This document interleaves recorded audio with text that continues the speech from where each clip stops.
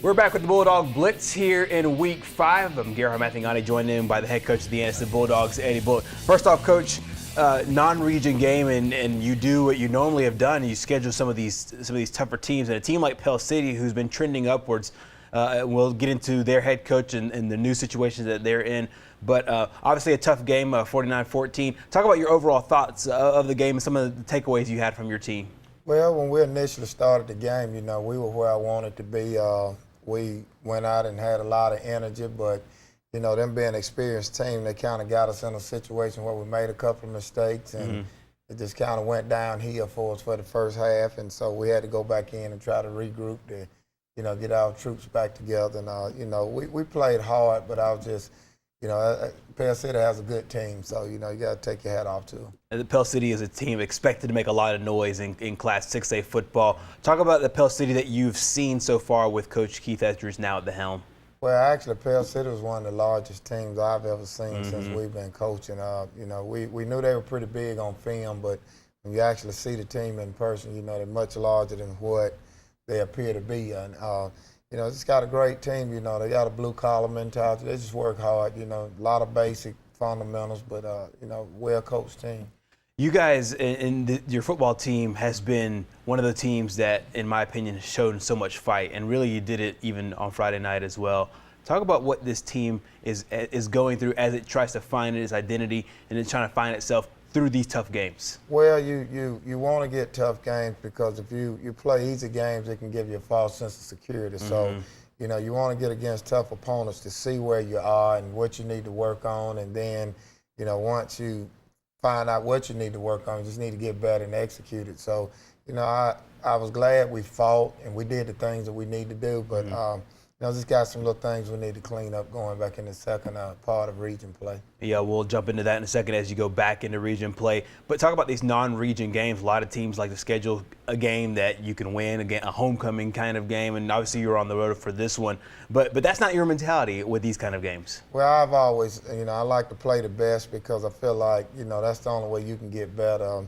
Some coaches, they tend to schedule teams that they feel like they can pretty much get an easy win over, and sometimes I guess that's good, but I just feel like in order for you to become a good team, you got to play good teams, and you got to be able to execute against good teams to get a true measure of where your team actually is. Absolutely. Another game that was on the road. Talk about that atmosphere of it, being able to. This is the furthest game that from Anniston High School y'all have played so far. Well, that never really bothered us. We had a pretty decent fan base there, and of course it was their homecoming, and we had a good crowd there, and we kind of block out the crowd anyway, and it allows us to focus a little better on the road. So we just enjoyed it. It was a great game. Absolutely. We'll take a look at first half highlights coming up next right here on the Bulldog Blitz. We'll also jump into Week 6 as the Anniston Bulldogs go back into region play. All that and more is next here on the Bulldog Blitz. We'll take the opening kickoff as we prepare to get underway.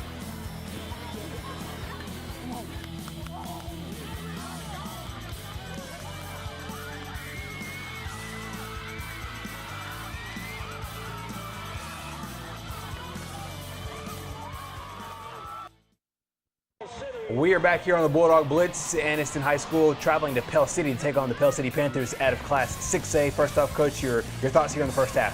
Well, we won the toss, and Pell City is basically an I team, and when you get them in the spread, you pretty much got them where you want them. And we deferred, and they got the first drive, and first play out of the box, they ran a little fullback play out to the outside, and we practiced that, had the kids in tune for it, but we just didn't execute the things that we needed to do. The linebackers had one key read, and of course they scored on us, and then we came right back. You can see on this play we got great blocking, and we punched it in the end zone and tied the score up. They were much bigger than we were, but we were much faster than they were, so we knew that was our neutralizing force against them, was to be able to out quick them and speed the game up. So you can see right here, the game was tied, and we came back right here. I was extremely disappointed in my outside linebacker play because,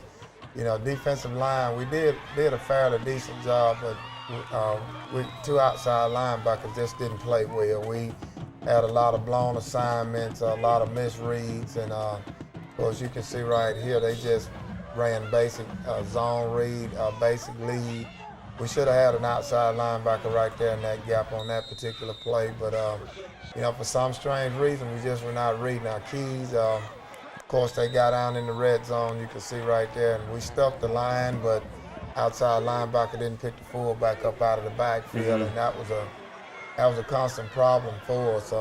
It was almost like they lost focus and, just basically not reading the keys. And, once they got us down there, they scored on us twice. And when in actuality, the score probably should have been 14-14. And then, of course, we got a penalty, and they kicked off to us. And, actually we got the football, and they kicked an onside kick and recovered the ball and scored on us.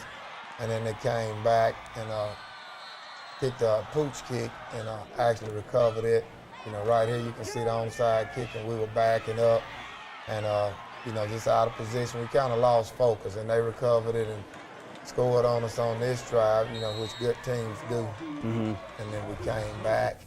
And, of course, they kicked another pooch kick and recovered it and scored on us again. And, right there in less than a minute. So that kind of opened up the game for them. Yeah, it seemed to me when we were going through the highlights a bit deceiving because for the majority of the second quarter especially, they played on the other side of the ball. It seemed to be a field position game. Right.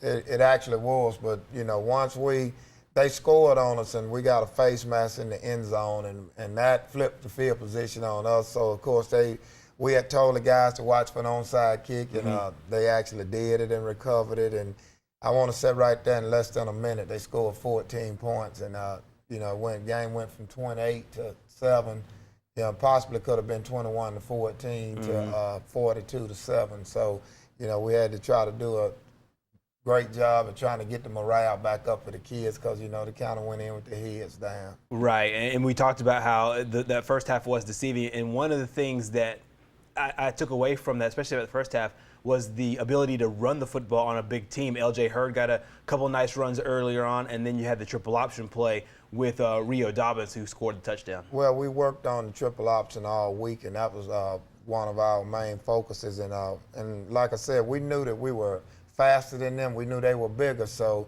when you got somebody as big as they are, you don't run directly at them. You kind of make them chase you a little bit. And we wanted to get in the gaps and make them chase them. And we knew we had an opportunity to do it. But defensively, we just wasn't on the same page. We two outside linebackers, they were not tuned into what we were doing, and it cost us big time. It'd be one side, one play, and the other side, the next play. And I had to give them a talking to try to get them back on pace because it was killing the defense. You're always next man up, but it should be noted that you have new players at those positions. Well, and actually that kind of handicapped me a little bit because we have a sophomore starting on one side, and we have a junior that transferred in. He played as a freshman for us, but we had two guys in that typically I would have had one of my stacked linebackers on the outside, but with us losing the entire linebacking core, we had to move some outside linebackers inside and put some other guys outside. And, we counted down to the second, possibly third team guys. And, it wasn't so much the IQ of doing the position, it was the effort. I don't think that we got the effort and the focus that we should have gotten. Had we gotten that, we would have been okay. Absolutely. We always talk about reps and being able to get varsity reps, so to speak, on Friday nights. And those players are getting those reps, it seems like. Right, and you don't want to look forward to next year, but, I feel like once we go in and make adjustment that those guys should be able to come out and execute, Yeah, you may not be able to make the tackle, but you can always be in the right place. And we were just not in the right place, and it hurt the offense because, you know, they would go out and move the ball and maybe get in a situation, and then we'd have to punt the football, and then the defense come out and give up a score. And when you keep seeing that score widen, you know, it's very discouraging. Absolutely. And the final question in this part of it, I would ask about the adjustments, but it seemed like Pell City was playing on the short side of the field mainly because of the field position. Was that kind of the way that it played out, where you didn't have to really do any adjusting because you played so well there in that first quarter? Right. The only thing we talked about adjustments was basically just coming out fighting and doing the things that you need to do and just holding those guys accountable. You know, like I said, we just had a couple of guys that wasn't on the same page. Mm-hmm. Second half highlights of Anderson's game against Pell City is coming up next, as well as a look ahead back into region play. Also, the Anderson High School Marching Band back on the road at Pell City. Another great show over at Pete Rich Alumni Stadium.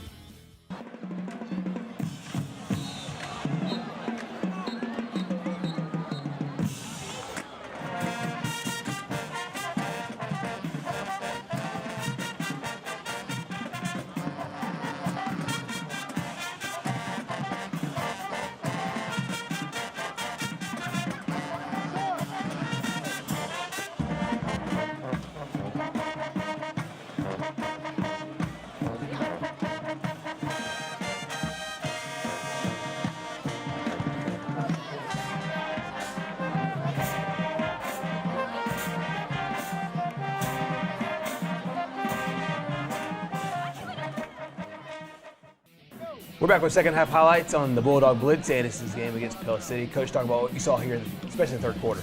Well, you know, the focal point of the second half was to come out and make sure that we fight. We wanted to make sure that we didn't quit. And of course, you've seen us come out right there, and we started moving the ball. We got a couple of penalties, and of course, in the third quarter, they still had their first teamers in, and we were actually stuffing them pretty good. You know, we started rotating some guys in, and you know, started getting outside linebackers. We started rotating some younger guys in, getting in position, and we basically started, you know, moving and having gap integrity. And right there, you can see we gave up a touchdown. There again, it was on a quick slant. We should have been playing man coverage up tight, but the cornerback was backing up in the end zone. And you know, the cornerbacks played pretty well the first half, but the second half, you know, that one situation that kind of gave them an opportunity to score, and that was the only touchdown that they scored the second half. You know, defense, we pretty much shut them out the second half. Right here, you can see us flying to the football, and you know, they still throwing the ball right here. Slip screen, same play they ran early in the first half. You know, this quarter we closing down the gap on them, and you know, we just trying to work on some of the things that we'll be doing, you know, in the remainder of the region play here. You see Jeremy Camp run the football, and we're still waiting on him to have his breakout game. You know, he ran the ball pretty hard, and he done some things well on defense. And of course, you know, we threw him 2 slip screens back to back, but we're trying to get him to get his pass down here. You know, he runs side to side some. Trying to get him to, you know, just lower pass and get down here. Of course, that's LJ Hurt right there. He runs the ball hard. He's been running hard all year. I believe he rushed for 108 or 9 yards on maybe 7 or 8 carries. You know, right here you can see him. He reverse field and got outside, and he actually scored.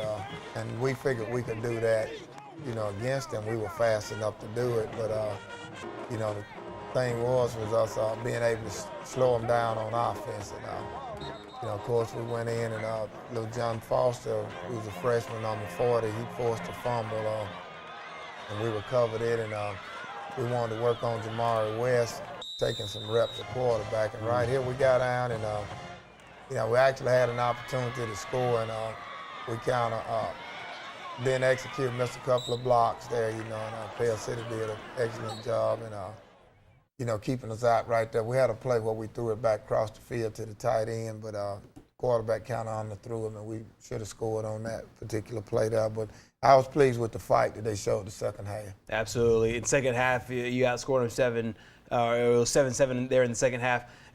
Talk about the teams. We talk about this seemingly all the time with good teams, with other teams. It seems that the fight really never quits from first half to second half. Right, and that was the main focal point because, when you hadn't won a game during the season, the hardest thing to do is to keep the guys up, because they're hearing so much, from so many different people. So, you want to let them know, the guys with integrity going to fight regardless of what the record is or regardless of who you play. And you always want to put up a fight. And, that was my point of emphasis at halftime. It was not about X and O's.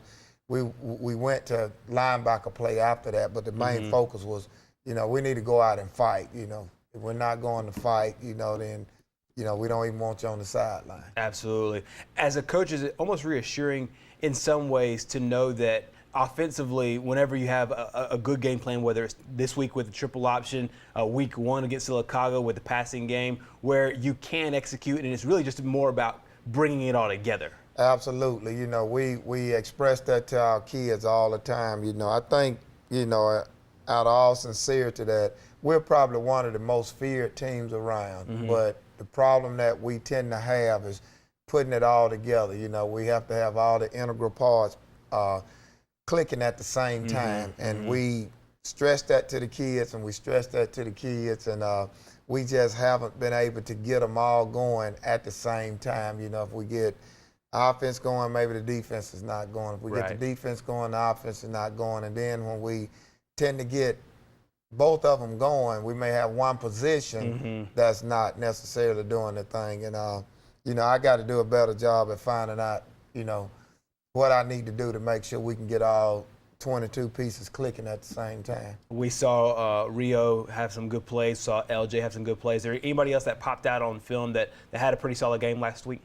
Well, defensive line had a pretty decent game. I was proud out of my 2 interior linebackers, Quintavious Gordon and Tariq Woods. They played better, but, the outside linebacking positions, I think, were the ones that kind of let us down. And then offensively, I think the offense fought all night, but we just didn't give them any encouragement defensively because, if they out there, even if they do go 3 and out or maybe move the ball, at some point the defense has to get a stop. And, I don't believe maybe until the fourth quarter we made them punt maybe once the whole game. Right. Well, coming up next on the Bulldog Blitz, we'll take a look ahead as Anderson goes back into region play in a very, very tough region, a very good opponent. Coming up next week, we will break that down right here on the Bulldog Blitz.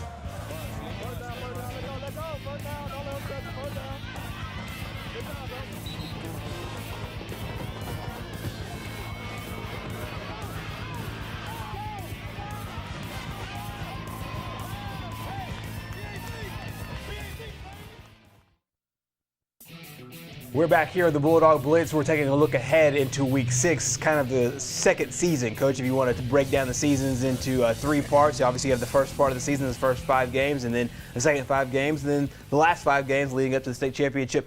First off, for your guys, talk about the mentality as you now dip back into region play. Well, I explained to them, we played the toughest part of our season. No disrespect to the teams on the second end of it, but we pretty much had Jacksonville, Cherokee County, and Asheville, so first 3 region games were pretty tough games, and the teams that we're about to face now, records are not as good as the ones that we played in the past. So, we try to express to them that, maybe Jacksonville and Cherokee County are probably the only 2 teams probably pretty much set for the playoffs, but everything else is open, and if we can defeat those 4 teams, we're in the playoffs. Absolutely. One of the things that we talked about last year is getting hot at the right time. Right. And this seems like it can be one of the spark moments for your team to get hot at the right time. Absolutely. And then, of course, we got a team that, pretty much has a similar record to us that we're playing next week at home. So, basically, we have an opportunity to peak at the right time. Again, it goes back to putting all of those parts together and the players buying into it and actually believe in what we say about having an opportunity. Sometimes they tend to think that maybe you're sugarcoating it or something like that, but, I try to convince them that we have a a true opportunity to make the playoffs. You know, last year we won 4 games and we win. We had to beat Alexandria. Right. You win, you in, and we won the game. And so, you know, we're pretty much in that situation right now. But the difference is, instead of one game, we have to go game by game. But you know, and we got 4 games that we have an opportunity to win if we, you know, play some good football. And does it seem like a talking point, a starting point for some of your upperclassmen who were there last year? Some of them played in the trenches of last year's season, got those wins late at the end of the year, and then played really well against Russellville, who ended up going deep in the playoffs. Is there that spark moment of, guys, we were just here less than 365 days ago? Well, we keep telling them that we close, but we're not getting over the hump. You know, we hadn't put together back-to-back games. You know, we hadn't put together back-to-back wins, you know, in quite some time. So, you know, it's a little bit of things like that to get your confidence up. And I tell them, you learn how to win, you know, just like you learn how to win, you can learn how to lose. And we got to break that trend. You know, we got, at some point, you know, we got to say no more. You know, we're going to change it and put it together and be accountable for, you know, what we do. Absolutely. As we shoot now, I know that you haven't broken down all the White Plains tape that you'll break down before Friday night, but historically, some of the things that you've seen on White Plains, it seemed to be an improved team over the past few years. They are, and they tend to run, you know, they're spread team, and again, they playing in the same region we are, so, you know, you can't say that, you know, I mean, they playing tough competition, and anytime you play in tough competition, I think they have some of the same issues we have as far as not putting it all together and, you know, certain positions breaking down. So, you know, you just basically, right now, I emphasize just going out fighting, you know, playing hard. We playing for our lives right now. Absolutely. The Wildcats are one of those teams that is a local Calhoun County team, and another one of these East Alabama teams that you get back on your schedule. I know we talked about this in the past, but how good is it to have some of these teams that you're more familiar with back on the schedule? Well, it's great because, you know, number one, it helps out with travel. You know, you don't have to do a whole lot of planning, and, you know, that throws another kink into the fire, you know, when you have to try to worry about planning and preparation and all, whereas, you know, when you play in the teams that are close around, you know, you're talking 30 minutes at the most away, and, you know, that's pretty simple to plan for, and you can put most of your focus on, you know, game planning and scheming for the team, you know. And it seems to me that from a game plan and from a scheme standpoint, nothing really has to change as much. It's not like you're going back to the drawing board and erasing everything and going back and changing up everything. It's really cleaning up some certain things, both offensively and defensively. Well, it is. Offensively, you know, I got with my offensive coordinator, Coach Feld, and we actually went back to some of the things that I did in the past as far as calling plays. You want to keep it as simple as possible, especially when you're going no huddle. You want, you know, one name plays and everybody know what to do. And the kids tend to respond to that better than, you know, giving them a long play and you telling everybody everything to do. And they tend to respond to that better, you know. And we actually done some great things offensively, you know, but it's just a matter of putting it all together. And that's what we're going to focus on this week, is putting it all together at one time. Absolutely. And then at the same time, too, at this point of the season, coaches handle the physicality of practice maybe a little bit differently. Does anything change from your perspective historically as opposed to what you'll do this year? No, we don't. We normally go full pads on Tuesday anyway. And, you know, we throw it up on, well, condition on Monday, we throw it up on Wednesdays. But basically, you know, you don't want to go out and pound and pound and pound because, you know, by Friday, you know, you be so beat up that you can't play the game. And so we won't change from what we're doing. We focus more on, you know, assignment, technique, alignment, and responsibilities. Absolutely. Well, best of luck, Coach, as you go back into region, play a very tough region against White Plains. We'll have it all coming up next week on the Bulldog Blitz. We'll break it all down and look ahead to Week 7's game. Thank you for joining us right here on TV 24 for the Bulldog Blitz. We'll see you again next week.